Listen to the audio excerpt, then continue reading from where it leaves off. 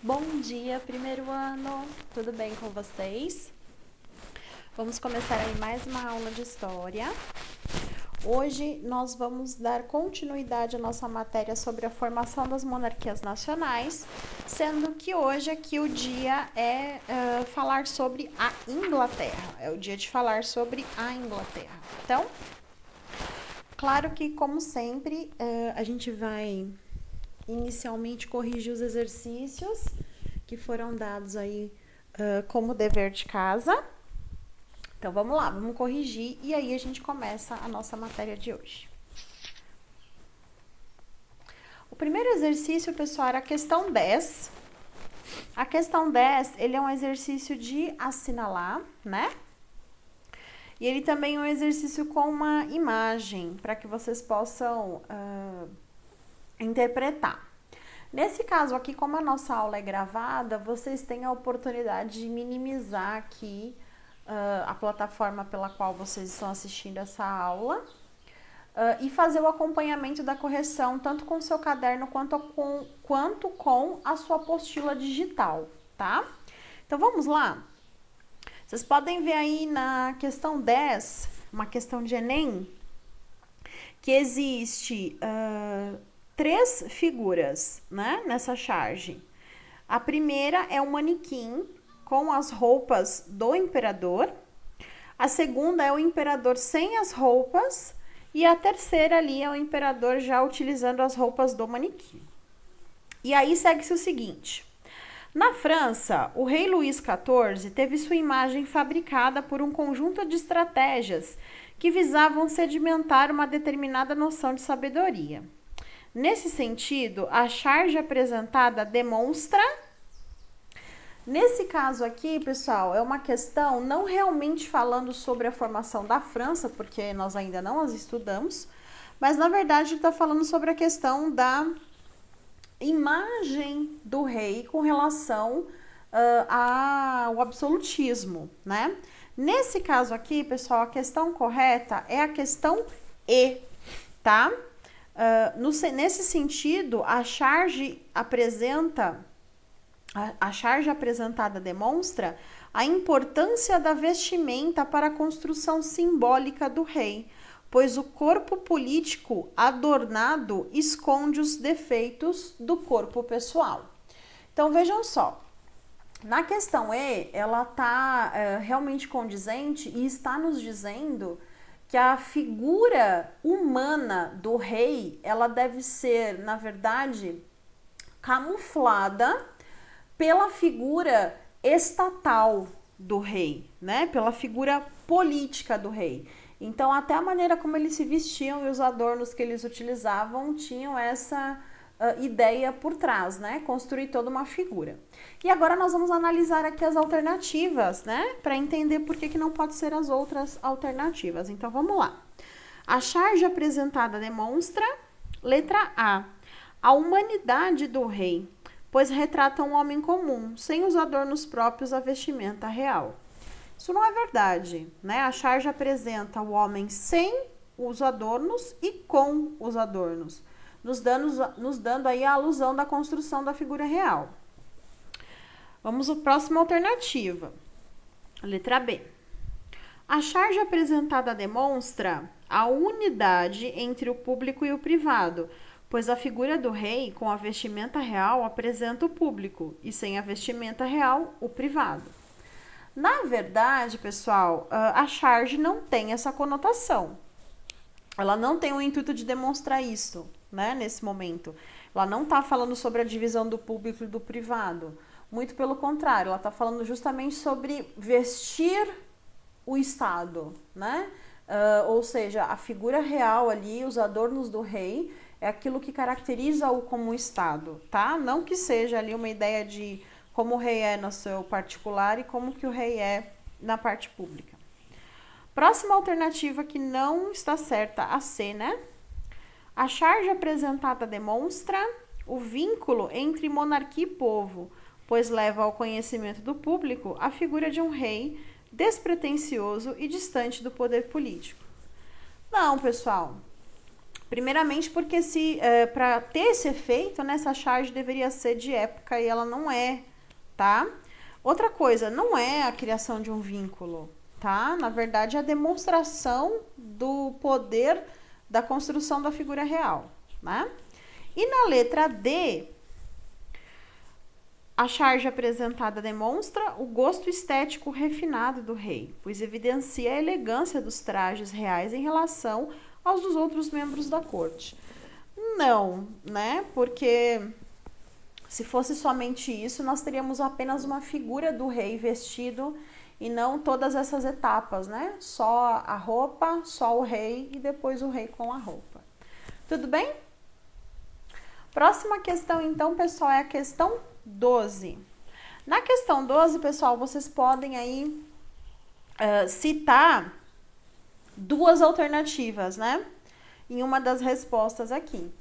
Mas é claro que isso fica aí a critério de vocês. Eu pus aqui várias, tá? Já que eu tentei trazer todas as possibilidades de resposta aí para vocês. Então, vamos começar.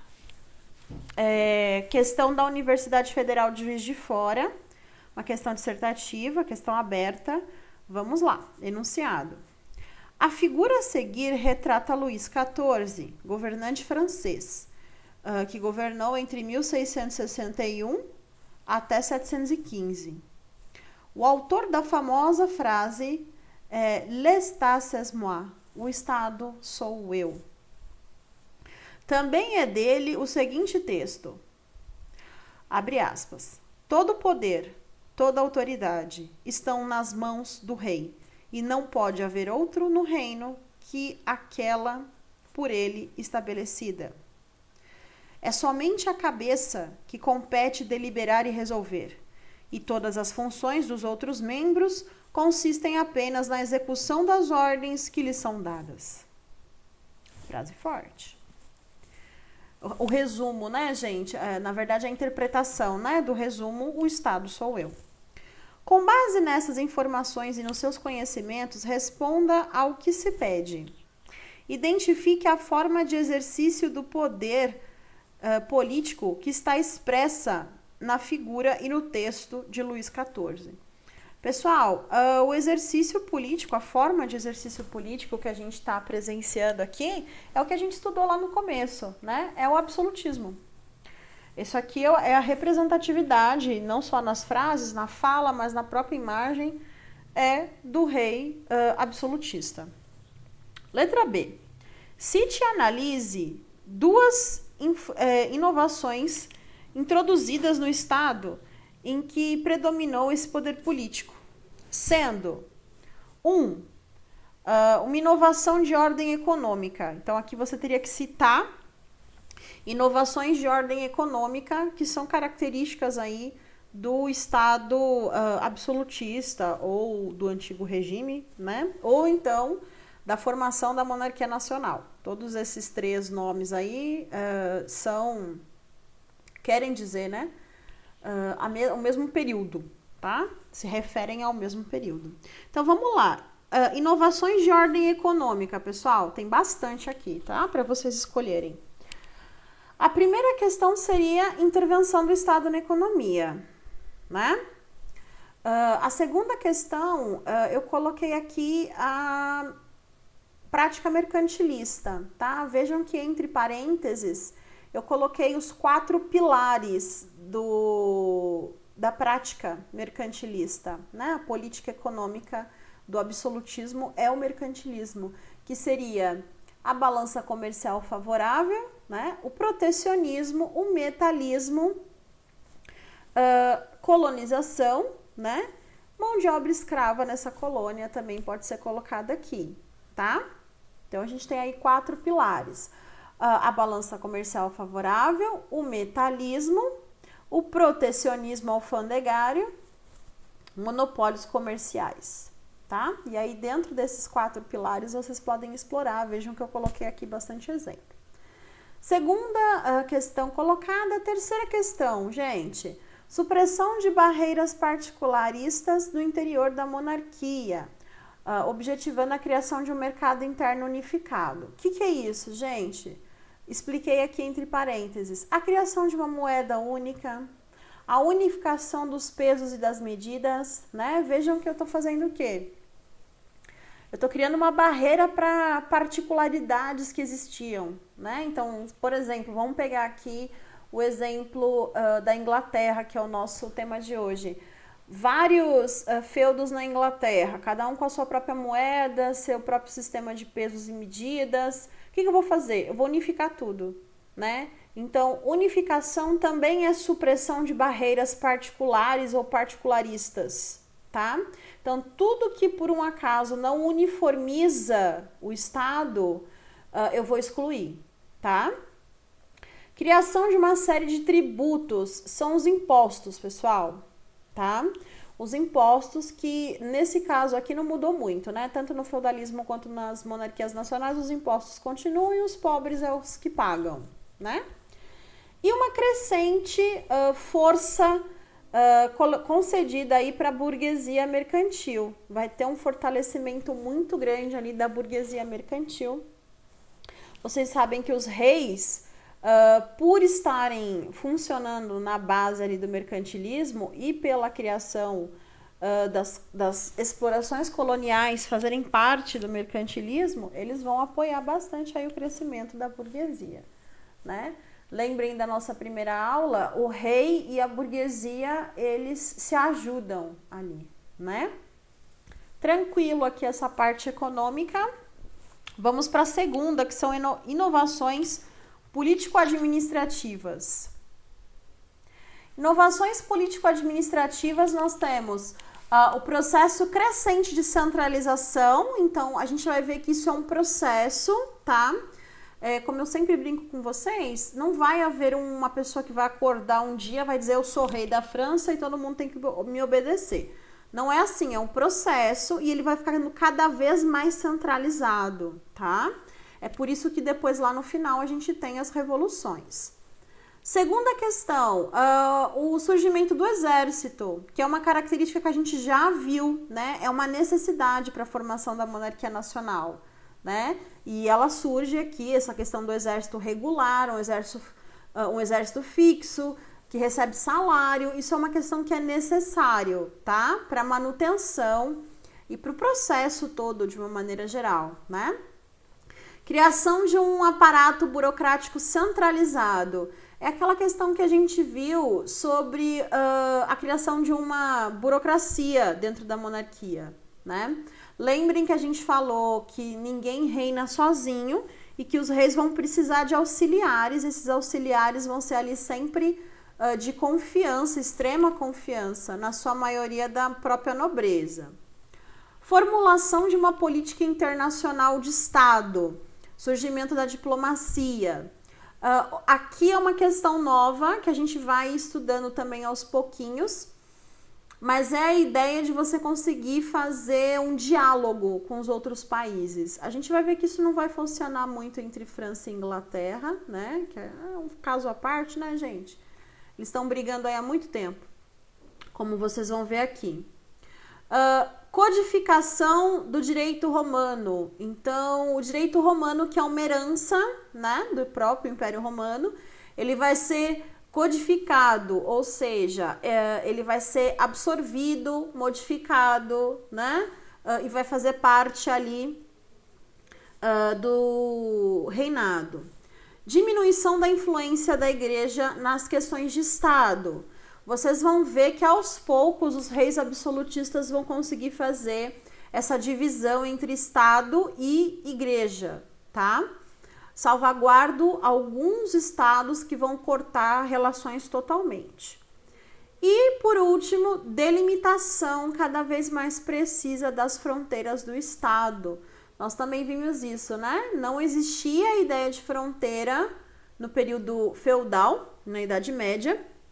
É claro que, como eu disse para vocês, é um processo, né? Ninguém vai acordar um dia, passar um giz ali no chão e dizer que de um lado é França, do outro é Portugal, é Espanha. Não vai ser assim, vai ser um processo paulatino, mas é um processo existente. Lembram que a questão que é coisas que vieram com o absolutismo coisas novas, né? Então, isso aqui é uma coisa nova.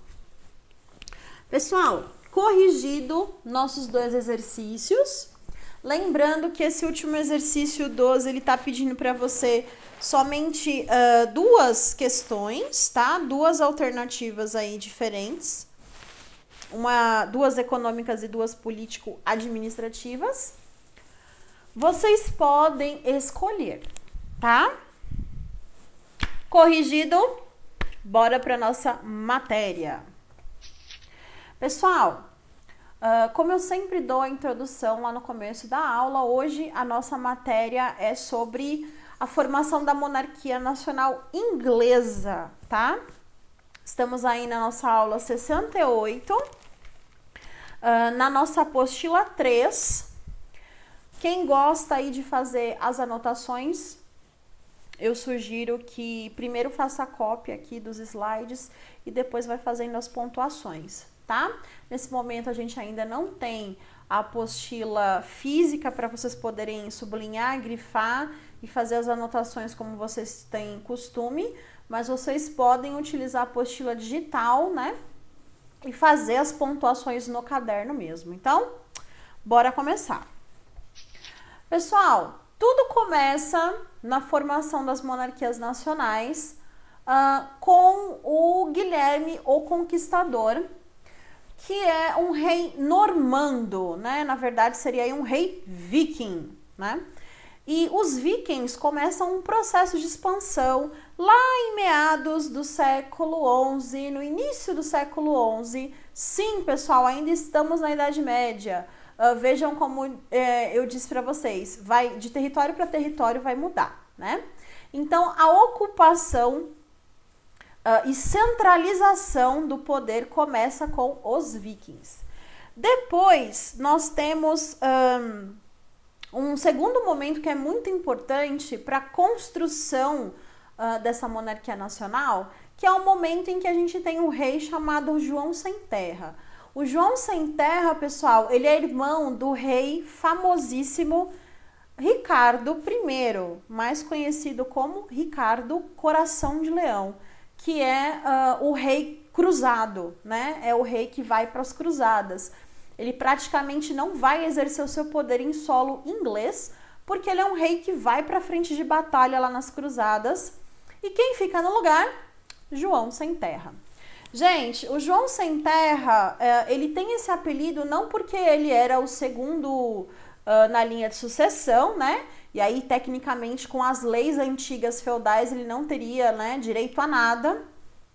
Mas esse título vem pelas guerras que ele vai perder e, por consequência, perder territórios que eram propriedade aí da Inglaterra. Por exemplo, a própria Normandia, que é da onde começa tudo, né? O rei João vai perder, tá? E aí ele vai ficar conhecido na história como o João Sem Terra, né? João I, o João Sem Terra. O João, pessoal, ele também não era lá aquele bom administrador, né?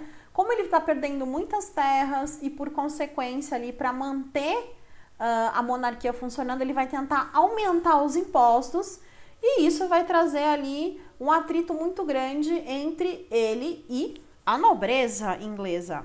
Então, ali, meados do início do século XIII, mais precisamente ali, 1215, depois de ter perdido muitas guerras ali contra a França, né, que já tem esse asco entre a Inglaterra e a França já existe, né? Depois, no meio ali, mais pro final da Idade Média, a gente vai ter a Grande Guerra dos 100 Anos, que a gente vai falar depois. O rei João, então, é obrigado pela nobreza a assinar um documento que é a Magna Carta.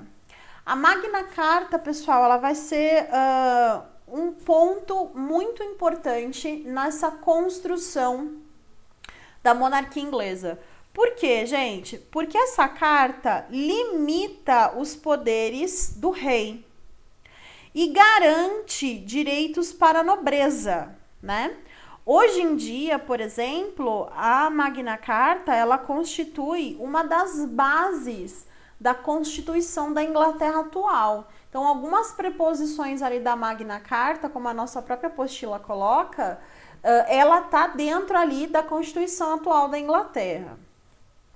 Bom, outro fator, que é o que vai ali, né, ajudando a caminhar, a Inglaterra tá caminhando ali para a formação dela, são as guerras pelas quais a Inglaterra vai passar, tá? Uma guerra muito importante, claro, é a Guerra dos 100 Anos, que vai ser ali um conflito, entre a França e a Inglaterra. E esse conflito é muito importante, pessoal, porque até então a nobreza tinha um poder muito grande sobre a família real, né, devido aí ao João Sem Terra. Com o fim do feudalismo na Inglaterra, né, com a Guerra dos 100 Anos, a nobreza perde muito, vocês lembram, né? Perde pessoas, né? Muitos senhores ali vão morrer. E aqueles que não morrem vão chegar na Inglaterra totalmente desestabilizados economicamente, porque gastaram suas fortunas na Guerra dos 100 Anos. Outra guerra que acontece ali na Inglaterra, bem assim em cima, né? Da Guerra dos 100 Anos, é a Guerra das Duas Rosas. Qual é a Guerra das Duas Rosas, gente? Haviam duas famílias, claro, oriundas dessa nobreza, né, que conseguiram aí ressurgir das cinzas da Guerra dos 100 Anos, que é a família Lancaster e a família York, tá? Ou vocês podem achar na internet também Lancaster, tá? Com E também. A família Lancaster, famosa pelo símbolo da rosa vermelha, e a família York, famosa pelo símbolo da rosa branca. Tá aí por quê? Guerra das Duas Rosas. E aí nós vamos ter um homem que vai conseguir pôr um ponto final nessa briga entre duas casas, que é o Henrique VII, né? O Henrique VII, ele vai conseguir colocar um ponto final na Guerra das Duas Rosas, unindo as duas casas, formando um novo símbolo, que não é a rosa cor-de-rosa, é a rosa branca e vermelha, que vai ser a famosa Casa Tudor. E aí nós temos a inauguração da dinastia Tudor, né? Os Tudors, pessoal, eles são inaugurados no trono inglês pelo Henrique VII, mas ele vai ficar mais famoso ainda com o Henrique VIII. O Henrique VIII, vocês podem ver que eu coloquei aqui, ó, funda a dinastia Tudor. Na verdade, o que eu quero dizer não é que ele fundou, tá? Mas é ele que vai dar o ar de absolutismo mesmo para a Inglaterra. Por quê, pessoal? É ele que vai deixar a dinastia Tudor mais famosa. Porque é ele que vai fazer o ato de supremacia. O que é o ato de supremacia, meus amores? O ato de supremacia, ele vai ser feito em 1534, nós estamos aí na primeira metade do século XVI, e ele nada mais é do que o rompimento com a Igreja Católica, né? O Henrique VIII, ele rompe relações com a Igreja Católica. Tudo por quê? Dizem que é por causa da Ana Bolena, né? Então, vamos recapitular? Gente, o Henrique VIII, ele não era para ser rei da Inglaterra, tá?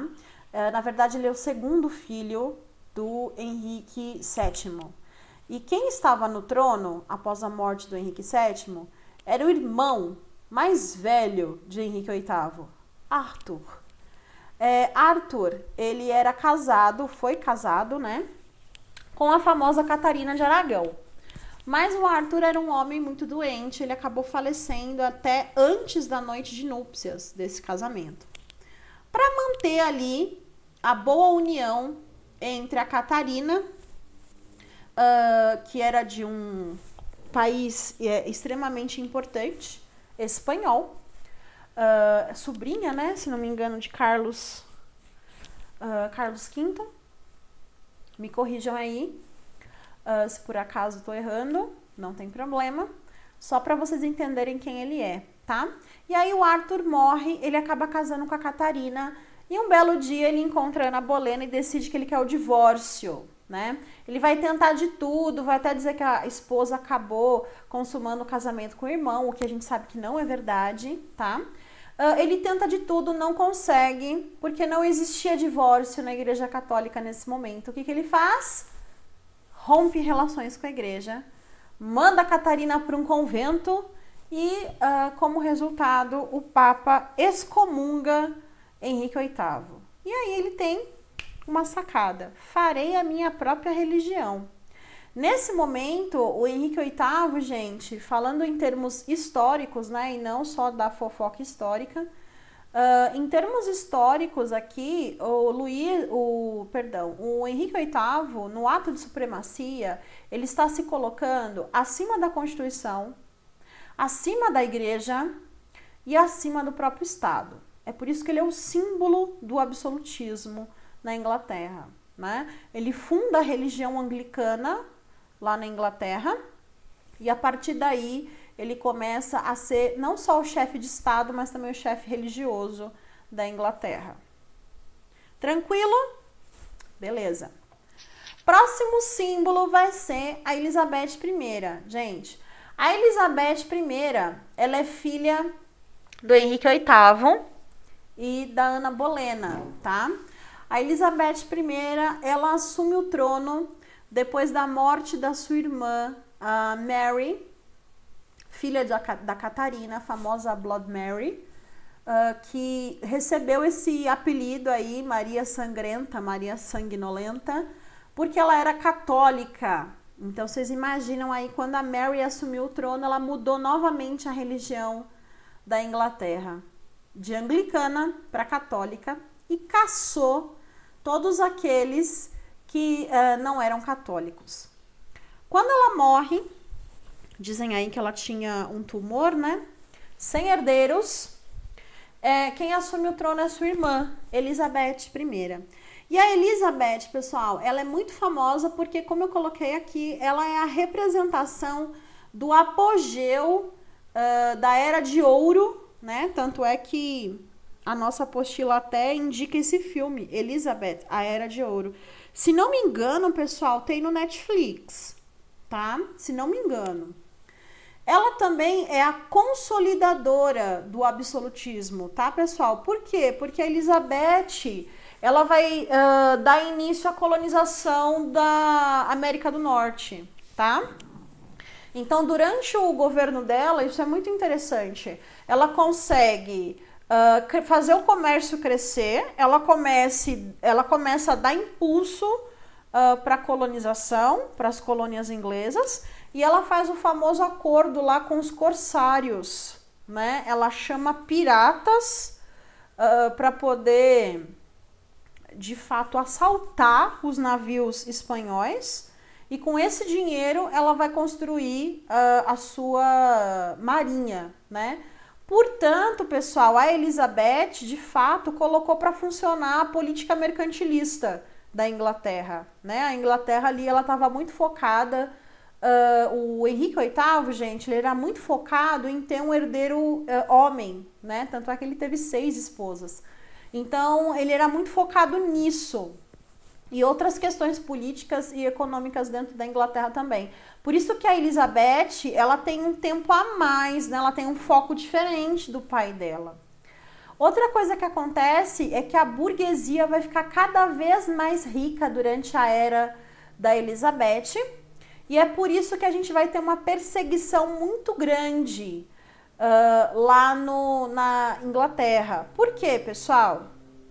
O pessoal protestante, o pessoal católico vai ser extremamente perseguido, porque nós temos uma burguesia anglicana que está crescendo e tendo acesso ali a dinheiros e favores, e nós temos católicos, judeus, protestantes, outras religiões ali que estão sendo colocadas de lado, já que a burguesia mais rica, ela, é óbvio, tem mais atenção da Elizabeth, né? A Elizabeth, pessoal, ela é conhecida como a Rainha Virgem. A Elizabeth, ela nunca se casou, né? Ela, embora tenha tido ali uma guerra muito importante com a própria prima, com a Mary Stuart, a rainha da Escócia, que a própria Elizabeth chegou a mandar executar, embora isso tenha acontecido, ela deixa o seu trono para o seu herdeiro mais próximo, que era o filho da Mary, o James. Então a Elizabeth, ela vai ser a terceira, não, né? Mas a quarta representante da família Tudor no trono inglês e última, já que ela não casou e não teve filhos, tá? Ela passa o trono após a morte.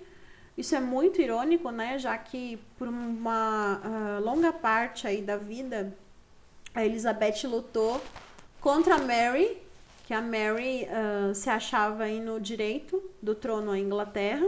Então a Inglaterra lutou bastante com a Escócia com relação a isso. Tem até uma série no Netflix que fala um pouco sobre isso, se vocês quiserem assistir. E no final, a ironia, né, é que quem acaba herdando o trono inglês é o James, né, o filho da Mary, sobrinho distante da própria Elizabeth. E aí a gente tem um ponto final na dinastia Tudor e o início do que nós vamos chamar de dinastia Stuart, né? Aqui nós temos o mesmo ponto, pessoal, que a gente tem com o Brasil, tá? O James, ele é o James IV da Escócia, mas ele é o primeiro rei a se chamar James na Inglaterra. Então ele fica James IV da Escócia, James I da Inglaterra. A gente tem isso com Dom Pedro, né? O nosso Dom Pedro I no Brasil é o Dom Pedro IV de Portugal. Né? Ele é o quarto rei a se chamar Pedro lá em Portugal. Mas no Brasil, como ele fez a independência, né? Ele é Dom Pedro I aqui. Tranquilo? Eu trouxe aqui a fotinho. Fotinho não, né, gente? O quadro, tá? Para vocês darem uma olhadinha. Esse aqui é um quadro da Elizabeth, como vocês estão vendo. Esse aqui é o James IV. Assim como no slide passado, esse aqui é o Henrique VIII, tá? O famoso quadro do Henrique VIII. Tranquilo? Pessoal, se vocês tiverem dúvidas quanto a essa matéria, eu vou pedir a gentileza de vocês entrarem em contato comigo lá pela Senec Digital. Podem mandar suas dúvidas para lá. Se vocês tiverem alguma curiosidade que vocês gostariam de sanar, né, com relação ali ao Henrique VIII ou até a própria formação, né, da monarquia com os vikings, também vocês podem me mandar que eu dou ali a indicação de algum vídeo ou texto para vocês lerem e ficarem sabendo. Eu preciso também que vocês se lembrem que nesse post aqui com esse vídeo tem os deveres dessa aula, que devem ser feitos e anexados. A gente já conversou de como os deveres devem ser feitos, né? Sempre no caderno.